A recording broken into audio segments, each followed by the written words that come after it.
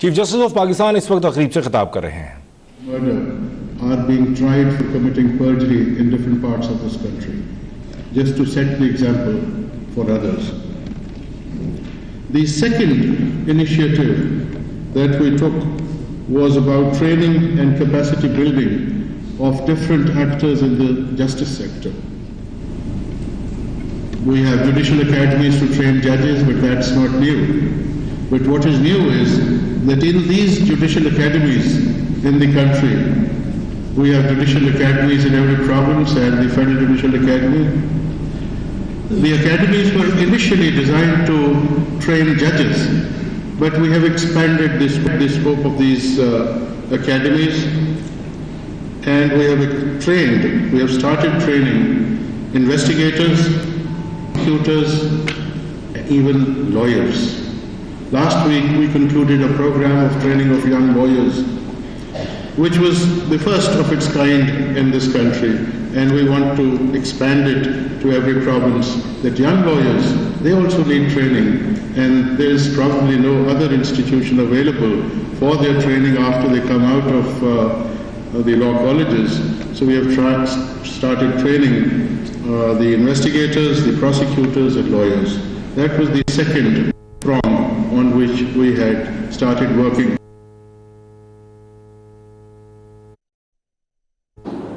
The third area was reforming the police, and in that we have taken two major initiatives. We have a police reforms committee in which all the serving inspectors general of police from all the provinces, as well as Islamabad Capital Territory, the Azad Jammu and Kashmir and Gilgit-Baltistan IGs. We have 9 retired inspectors general, also members of that committee, which committee is headed by the Chief Justice himself. We have decided to take one step at a time. And the first step that we decided to take was to create a better image of police as far as the people that it serves. And for that, we have established a complaints redressal mechanism at every district. There is an SP complaints who has a separate office, separate staff, fully manned, fully computerized. And in the last about 3 months, those SP complaints in every district of the country have received 71,000 complaints, which have been redressed to the satisfaction of the complainants. Which meant that previously, when there was no other forum to go to, people would go to the courts, and the courts, which are already overburdened, we, in the last about 3 months, have diverted 71,000 of such cases, and the police has itself taken upon itself to redress those grievances to the satisfaction of the complainants or the people aggrieved.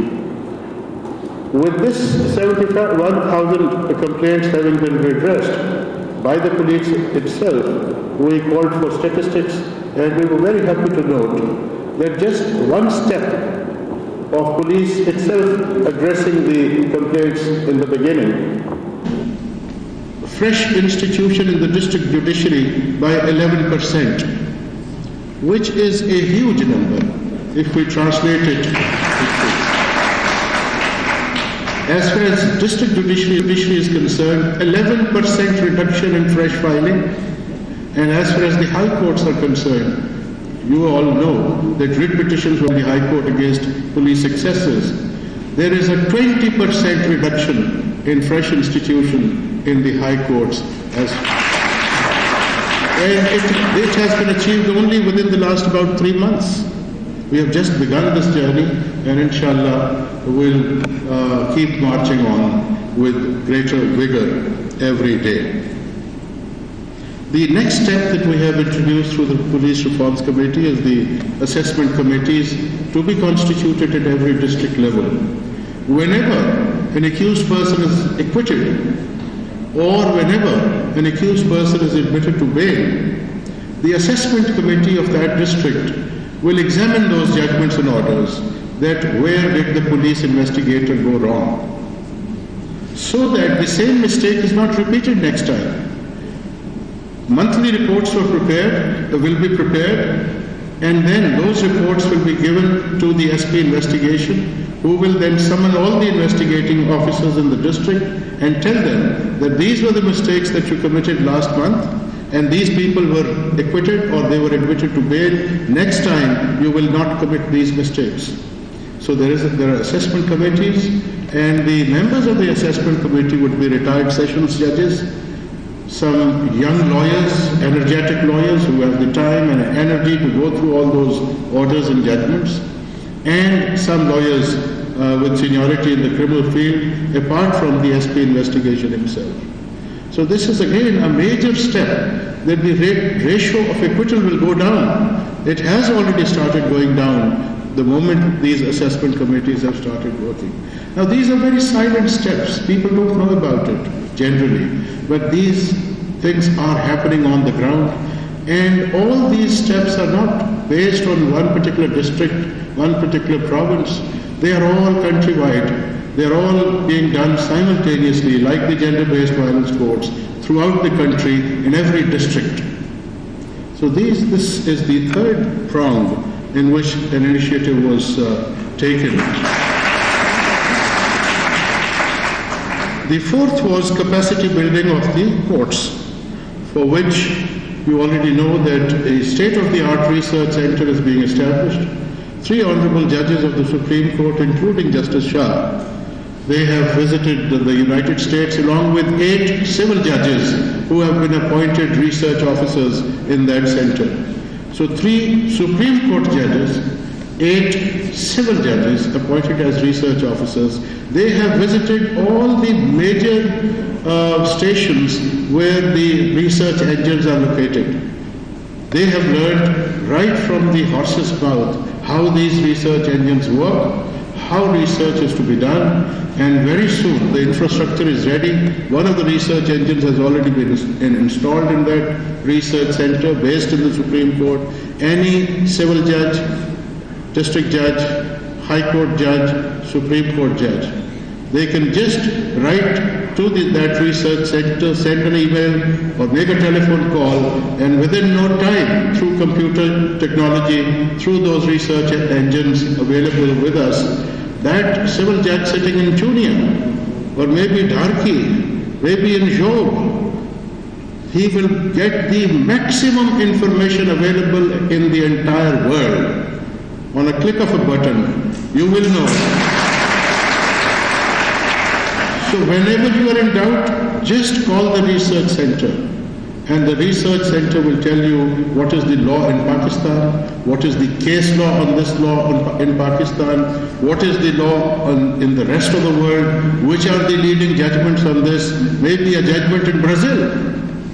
Within half an hour, you will get the entire data available on that particular section of law that you want to. This is a major breakthrough. And inshallah, it will be available to you on a click of a button. It will improve quality of our judges, it will improve quality of our judgments, and it will help the judges wherever they are available in the country. So this is another initiative about capacity building. The other initiative in the capacity building is that we are already dealing with artificial intelligence. The entire case law of Pakistan, along with the facts and as well as the legal decisions, will be fed in the computer. That computer, if you feed the facts of your case, once again giving you the example, a civil judge sitting in Khosa Sharif, he will feed those facts in the computer. The computer will give him a result. The result that if these were the facts, then looking at the history of how the judges have decided in this country in the last 70 years, this should be the result. Should be the result. The computer will not decide the case. The computer will only give you the trend that if these are the facts, the courts of the country have been deciding this way. Now, the judge, if he has already decided to decide that way, he will be reinforced. He will be satisfied that yes, I am on the right lines. But if the judge has decided to go the opposite way, then he will be at least put to caution that what are the distinguishing features in this case that I'm going against the trend.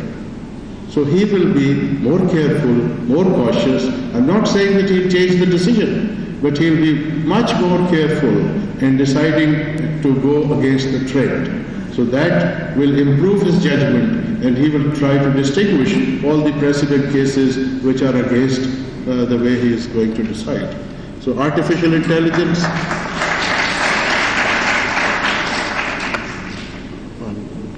Then the third thing that in the capacity building, only 2 days ago, we have experimented with voice typing. In every courtroom, you give a dictation, or in the chamber, you give a dictation, and there is a stenographer who takes the dictation, he types the order or the judgment, then it is put up before you, you correct it, he goes back and corrections in the judgment, and then presents it again before you. Now the voice typing method available in the internet is that as I'm speaking on this microphone, the computer will type the whole thing itself. So just imagine the millions of man-hours saved just through use of technology. You will speak and the computer will type. And then you go through the text. If the computer has committed mistakes in picking up your accent, you can correct it. Anything that you want to improve, you want to delete, everything is available. You pick one paragraph from here, put it somewhere else, and it will be done within no time. This is revolutionary. This will change the whole culture, how a judge functions in this country. And this.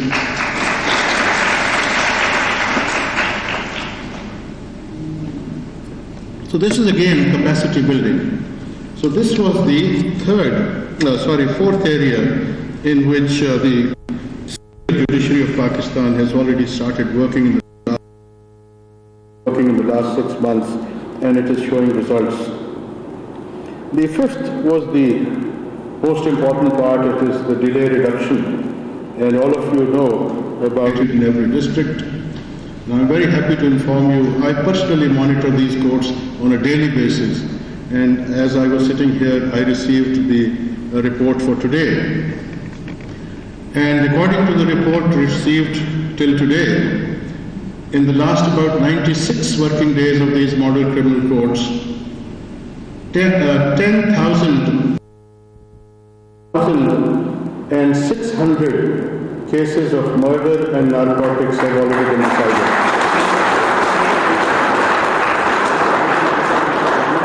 We are talking about trials. These are not appeals that you argue and the judge decides. Full-fledged trials. 10,600 trials, and not of ordinary cases, murder cases and narcotics cases. They have been finally decided in 96 days. Encouraged by this, we introduced the civil appellate model courts. We also introduced the magistrate model courts. And these civil appellate model courts and magistrates model courts were introduced only 11 days ago. And the results that I have received while sitting here, that till today, in these 11 days, these two courts have decided more than 5,000 cases.